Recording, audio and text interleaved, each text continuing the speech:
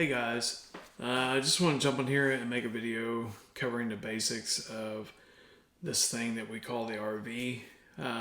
There's a lot of new people that may not know what certain buzzwords are or how this thing all started. Um, Again, this is in my opinion. My opinion only. It's for entertainment purposes. I am not a financial advisor. But I have been in this for a while, and so I just want to kind of touch base on things that you hear on these videos that you may not understand what the word means or what these people are talking about. So again, I'm not an expert. I've just been around the block a few times, so I'm just going to share some basic stuff and try to maybe shed a little light on it. So I hope you enjoy it. I hope you get something out of it. So let's dive in. So what is this thing that we call the RV? So basically, it's an acronym, or not an acronym, but it's a short for the GCR, which is an acronym for Global Currency Reset. So over the years, it's just been kind of lumped into the term RV. RV stands for revaluation. So there are baskets of currency from different nations that are going to be revalued at different times in timeline. So the first basket, you'll hear that phrase a lot. There's 209 nations whose currencies are going to be revalued, and they're in the first basket. The main ones that we hear and talk about, and many of us are currency holders of, is the Iraqi dinar, which is the main one. Vietnamese dong, Indonesia rupiah, Venezuela bolivar, Zimbabwe Zim notes, and Zim notes is different than Zim currency, which is different from agro checks. So Zimbabwe is a whole thing that you can lose your mind trying to understand. But Zim notes, you'll hear that a lot. What are some other ones? Pango, pesos. There's a lot, 209 in the first one, but those are the main ones that we talk about. So somewhere along the line, someone came up with a pyramid type tier structure for the RV rolling out, and then this kind of goes to Nasara and Gasara, or Gisara or Nasara, wherever part of the country you're from. I call it Nasara. So there's 5 tiers, and tier 4 is a 2-part, so I guess you could say there's 6. But there's tier 1, 2, 3, 4, and 4A and B, and tier 5. Tier 5 is when the dust is settled and all the general public know about it, and you have dinar from your time that you spent in the Gulf War or whatever. You can just walk in the bank and get whatever rate they're giving. So tier 1, 2, and 5, we really aren't concerned about because it doesn't really pertain to us. So what's tier 3? So tier 3 is fines and penalties, farm claims, Native American reparations, CMKX, and bondholders. So what's kind of exciting is that we're hearing that farm claims are being paid out. So that's big because then that kind of makes all this tangible. It makes it real. I've heard rumors that some Native Americans are receiving money, but I don't know. It's just a rumor, and rumors are rumors all day long. And then there's CMKX. So what is CMKX? So on stock market tickers, CMKX is a placeholder for CMKM. and that was a diamond mine that was shorted. So there was a lawsuit, and the penalties that they have to pay have been put into a trust, awaiting the time that they actually send out the payments for that. So you'll hear CMKX a lot. Then again, you have bonds and bond holders. That's a big buzzword for Mark Z if you follow Mark Z, and I highly recommend that you do. He talks about bond holders all the time. Again, these are markers that we're following, so that we can kind of have an idea of how close we are. So that's tier 3 in a nutshell. So now we are at tier 4, 4A and 4B. So 4A, if you're in 4A, you have already submitted your currency to be validated and then digitized and put on an SKR. And what is an SKR? That stands for Safekeeping Receipt. So basically it's a digital ledger of all the currencies that you've turned into a financial institution, and they have validated it and digitized it and said that you hold X amount of dollars in whatever currencies. And then you hang on to that ledger, and when the time comes, then you receive your US dollars or whatever for your currency exchange. Tier 4A, so that covers SKR.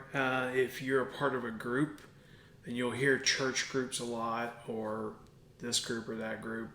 So basically, you've joined your currency to others and formed a group. There was a lot of churches that did this. So you're a part of a group. Or you are a whale being part of 4A.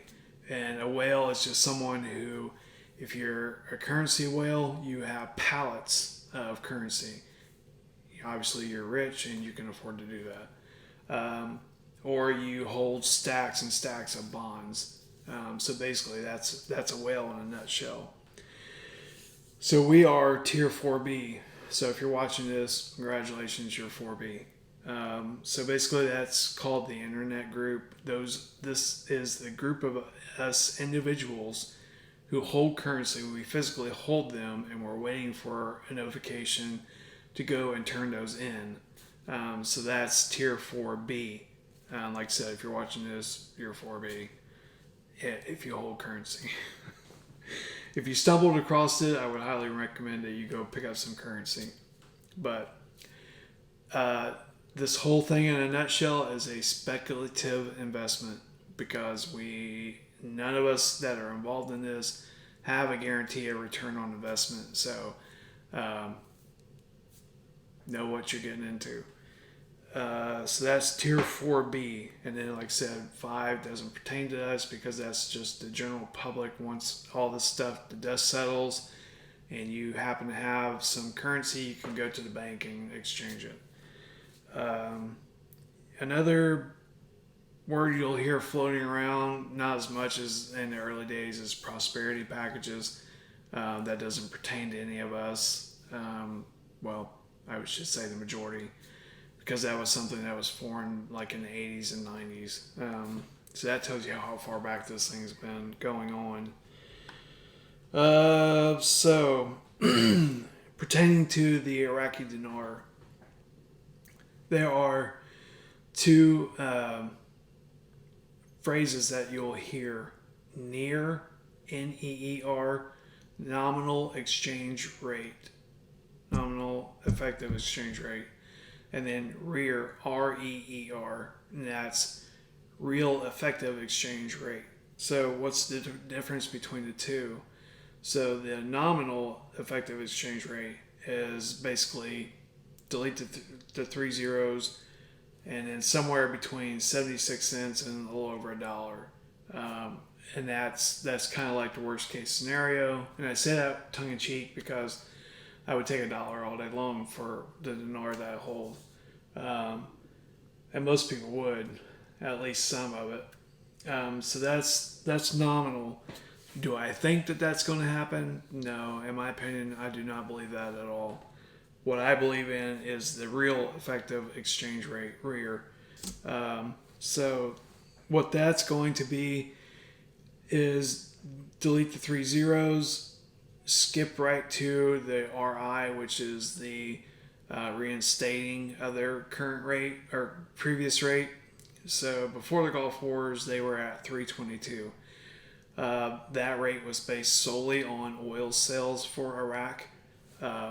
And then, so since the Gulf Wars, they have developed, hydrocarbon resources, natural gas, tourism, believe it or not, and some other natural resources that I believe when the rate is reinstated at 322, then they're going to adjust for inflation and their other natural resources that they have. So I believe the reinstated rate will probably be greater than 322. So again, I'm not a financial advisor, so take it with a grain of salt. There is reported that there will be a cap. Now, way back in the day, Dr. Shabibi, the person who penned the whole Dinar RV process, suggested that Dinar could support, $14, $16, $22. And with all their resources, it probably very well could. But in my opinion, that would be counterproductive. If you become the most expensive or most valuable currency on the planet, then who can do business with you? And then that in itself becomes counterproductive to what Iraq wants to achieve. So I think the cap, in my opinion, is going to be somewhere around $4. So that's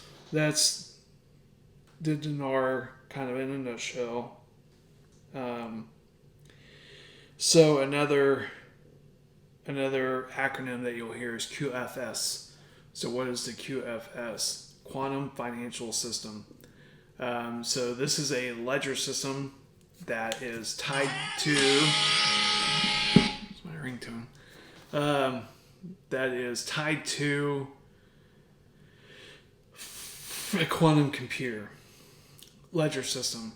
So in the future, once all this, the GCR happens, GCR, all this stuff happens, the QFS will be a ledger system that also monitors and tracks all financial movements around the world. It will be linked to your bank accounts. So if you're going to purchase a home and you need to wire money, instead of taking 12 to 24 to 36 hours to do it, it's going to be instant. And then also it's supposed to be able to track all monies and therefore eliminating corruption and all that. So that's QFS. The last thing I want to talk about is redemption center versus a bank. So we're supposed to receive notifications for the global RV, and then you'll go through a process to find out what redemption centers are in your area via your zip code or the zip code that you want to travel to and redeem in. So if you're not near a big city, or you don't live in a big city, and say you want to go to Dallas, then you put a Dallas zip code in and they'll give you a list of redemption centers that you can go to. Then you'll have an appointment. It's not like it's going to be massive amount of people trying to get in and grab the meat counter deli ticket and get in line to RV. It's not going to be like that. Some people believe in that, some people don't. Some people believe that it's just a bank and you're going to sit down at a redemption appointment and exchange. And I can't say either way for sure because no one knows. Until it happens, nobody knows. So how do you receive notifications? The easiest and best way that we've been told is go to dinarrecaps.com, I think. So just Google Dinar Recaps and then sign up for their daily email. And you'll get, I think you get 2 emails a day. But whenever the notifications or the process that is going to be used to exchange comes out, you'll receive an email with how to proceed. So that's the kind of redemption center versus bank scenarios. So that's basically all I got, and hopefully this, like I said, this is just basic stuff. It's in my opinion only. I've been around the block a few times, so I just thought maybe this would help, especially new people.